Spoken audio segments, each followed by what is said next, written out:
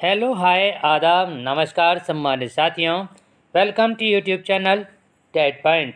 आज हम बातचीत करने जा रहे हैं उच्च प्राथमिक विद्यालय के लिए बेसलाइन एवं एंडलाइन आकलन प्रपत्र कैसे तैयार करें और प्रेरणा तालिका कैसे बनाएंगे एवं उच्च प्राथमिक विद्यालय के लिए उपचारात्मक रजिस्टर कैसे बनाएं, शासना आदेश अनुसार एवं ध्यानाकर्षण हस्तपुस्तिका पर आधारित हम उपचारात्मक रजिस्टर बनाने जा रहे हैं। यदि आपको वीडियो पसंद आए तो लाइक करें, सब्सक्राइब करें, बेल आइकन को प्रेस करें ताकि नोटिफिकेशन आपको सर्वप्रथम प्राप्त हो सके और शेयर भी करें। शेयर करने से ज्ञान घटता नहीं, ज्ञान बढ़ता है। साथ ही यदि आप हमारे यूट्यूब चैनल के व्हाट्सएप ग्रुप और टेलीग्राम ग्रुप से जुड़ना चाहते हैं तो आप इस वीडियो के डिस्क्रिप्शन बॉक्स में जाकर के लिंक के माध्यम से जुड़ सकते हैं। तो चलते हैं आज की वीडियो के शीर्षक की तरफ। उपचारात्मक रजिस्टर बनाने के लिए कोई भी दिशा निर्देश ऐसे नहीं हैं कि आप सीधे आप उपचारात्मक रजिस्टर बना लें अथवा आप प्रेरणा तालिका बना लें या बेसलाइन अथवा एंडलाइन आकलन प्रपत्र तैयार कर लें। लेकिन हमने जो शासनादेश आदेश आया है और ध्यानाकर्षण दोनों का निचोड़ ही करके आपको इस प्रकार का बेसलाइन आकलन और एंडलाइन आकलन एवं प्रेरणा तालिका और उपचारात्मक रजिस्टर बनाने की कोशिश करी है। संभव है आपको पसंद आएगा। तो सर्वप्रथम लोगो बनाएंगे और लोगो बनाने के बाद इस प्रकार से लिखेंगे और उसको सजावट कर लेंगे। उसके बाद यहाँ पर जो उसकी आवश्यकता है मैंने इसको लिख दिया है, आप इसको खुद पढ़ सकते हैं। और उसके बाद यहाँ ध्यानाकर्षण शिक्षण का प्रमुख उद्देश्य क्या है उसको आप यहाँ पर लिखेंगे, क्योंकि बच्चे समाज के भावी नागरिक होते हैं और भारत के भाग्य का निर्माण हमारी कक्षाओं में होता है उन बच्चों की मदद करना जिन्हें कक्षा शिक्षण के दौरान अपनी कक्षा के स्तर के अनुरूप अवधारणाओं एवं कौशलों को सीखने में कठिनाई होती है, जिसके परिणाम स्वरूप वे परीक्षाओं में तुलनात्मक रूप से अच्छा प्रदर्शन नहीं कर पाते। और उसके लिए हमें उच्च प्राथमिक विद्यालय में बेसलाइन आकलन करना होता है और एंडलाइन आकलन भी करना होता है। सर्वप्रथम हमें बेसलाइन करना होता है और उसके लिए हमें 4 सब्जेक्ट दिए हुए होते हैं, हिंदी, गणित, विज्ञान, अंग्रेजी।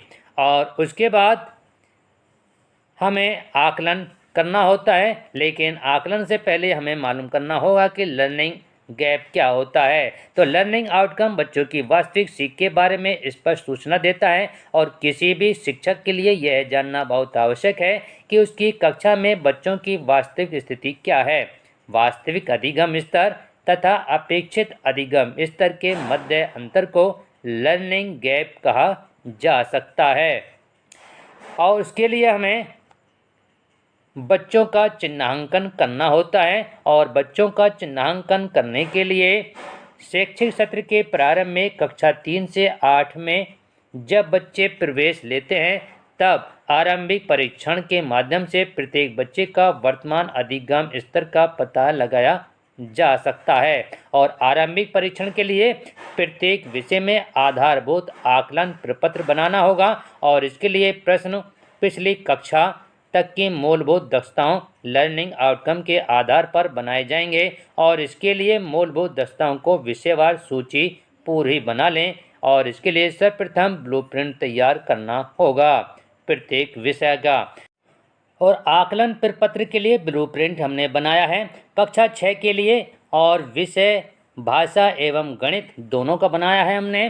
तो इसमें हमने 4 क्राइटेरिया बनाए हैं, लेकिन यदि आपको डिटेल में समझना है तो हमने इसके लिए एक वीडियो बनाई है, आप उसमें जाकर के देख सकते हैं। मैं वीडियो का लिंक इसके डिस्क्रिप्शन बॉक्स में डाल दूंगा। तो इसमें हम क्राइटेरिया फर्स्ट में प्रश्नों के प्रकार बनाएंगे, ज्ञानात्मक प्रश्न, बोधात्मक, अनुप्रयोगात्मक और तर्कात्मक। और इसमें हम वस्तुनिष्ठ 20 प्रश्न होंगे और आत्मनिष्ठ 5 प्रश्न होंगे, कुल मिलाकर के 25 प्रश्न होंगे। और प्रत्येक प्रश्न के लिए प्रत्येक प्रश्न के लिए 3 नंबर होंगे और कुल 25 प्रश्न इसमें दिए हुए होंगे। सेकंड क्राइटेरिया है इसमें कठिनाई स्तर आसान, औसत, मुश्किल। तो आसान के लिए 30%, औसत 50% और मुश्किल लिए 20%। उसी के अकॉर्डिंग हमें प्रश्नों की संख्या बनानी होती है। 8, 12, 5 कुल मिलाकर के 25 प्रश्न। और थर्ड क्राइटेरिया में कक्षा 3 में, कक्षा 3, 4, 5 में, कक्षा 3 में 20%, कक्षा 4 में 30% और कक्षा 5 में 50%।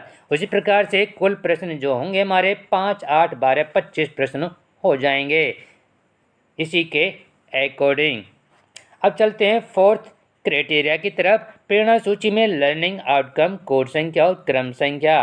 तो इसमें हम कक्षा 1 से कक्षा 5 तक भी ले सकते हैं, क्योंकि हम कक्षा 6 का आकलन प्रपत्र तैयार करने जा रहे हैं। तो इसमें हम H हिंदी से बनता है, H 304 इस प्रकार से बनाएंगे। कक्षा 3, 4, 5 का हम इसमें समाहित करेंगे लर्निंग आउटकम। इसी प्रकार से हम इसमें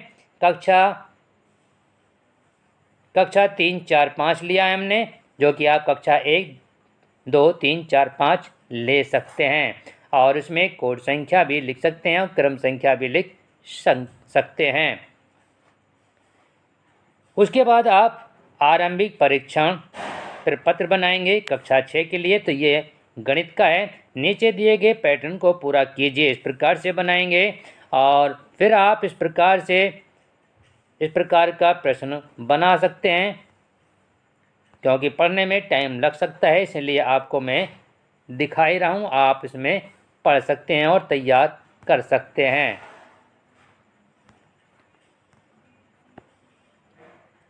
और ये प्रश्न नंबर 14, 15, 16 हैं और ये प्रश्न नंबर 17, 18, 19 हैं।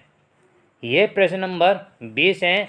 और अब बात करते हैं प्रश्न नंबर 20, 21, 22, 23, 24 और ये 25 की।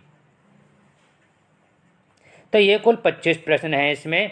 इसके बाद हम उत्तर कुंजी बनाएंगे और परीक्षण के उपरांत बच्चों को उत्तर पुस्तिका को पहले से तैयार कुंजी के आधार पर जांचें तथा अंक प्रदान करेंगे और उत्तरों के लिए 0, 1, 2, 3 अंक प्रदान करेंगे।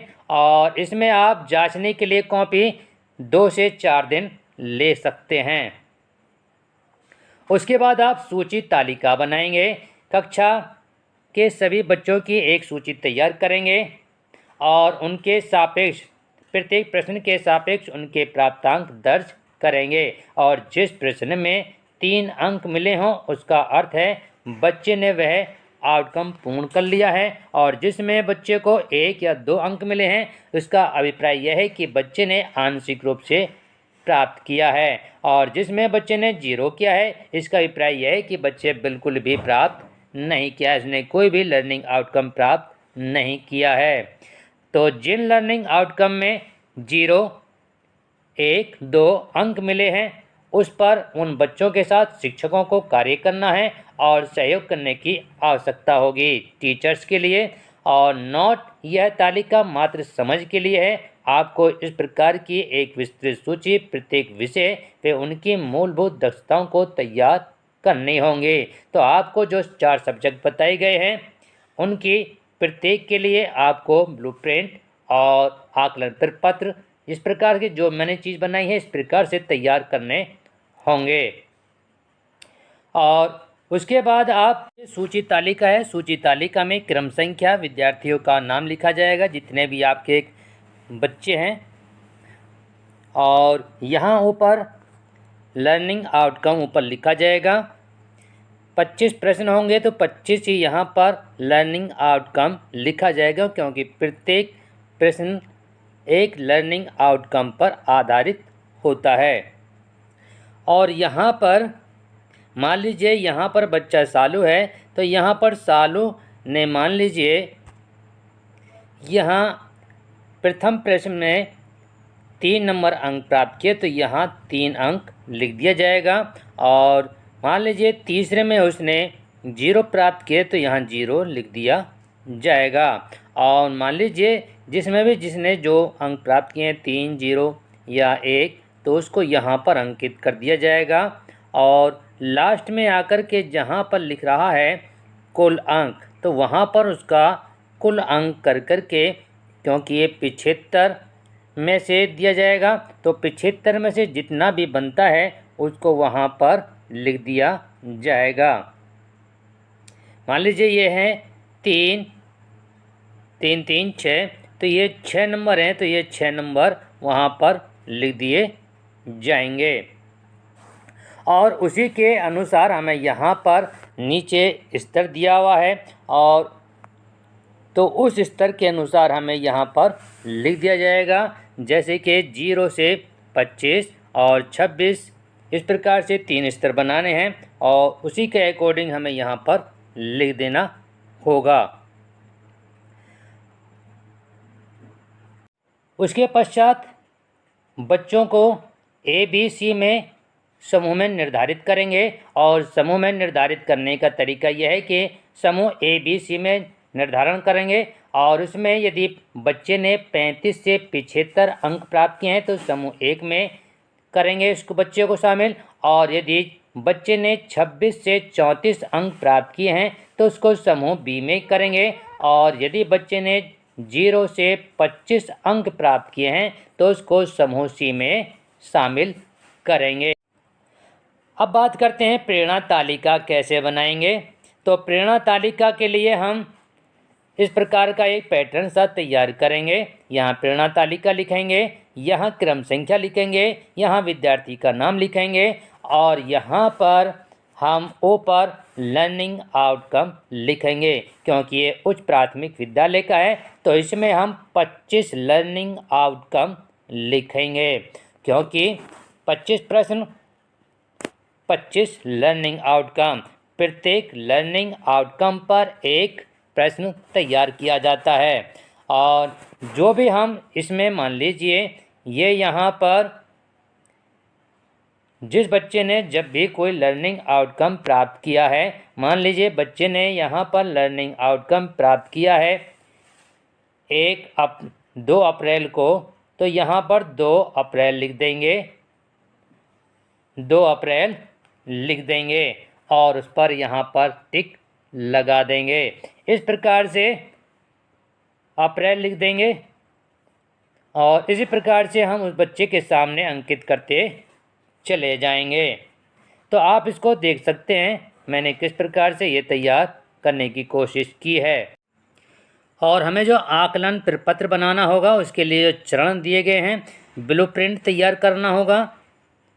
सेकंड, आकलन प्रश्न पत्र तैयार करना होगा। छात्रों को सादा पन्ना देकर आकलन प्रश्न को हल कराना होगा और परीक्षा के उपरांत 4 दिनों में मूल्यांकन कराना होगा और ये 25 मार्च तक पूर्ण कराना होगा हमें कार्य।